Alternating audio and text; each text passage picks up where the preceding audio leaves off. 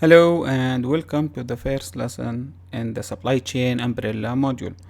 In this part of the course, we will discuss the definition of the supply chain, what is the supply chain flow chart, and why is it important for you as a procurement professional to understand the supply chain concept and where does the procurement fall under this supply chain umbrella.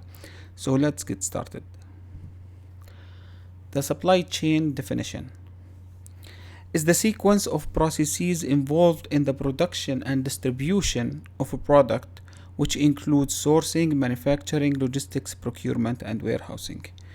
So the whole thing about the supply chain, it's about the cycle from A to Z for the whole process. That involves having a raw material, convert this raw material to a product, and finally deliver this product to your end user.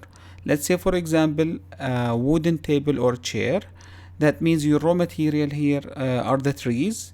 You take these trees, you manufacture them, you create a product out of them, then you deliver this final product to your customer. Now, this process is not as simple as it sounds, because it involves you need to source for this raw material that you are looking for. Then you need to see the suppliers who have the ability to provide these products for you. Now you need to take them to the factory for them to work on this raw material and produce a final product.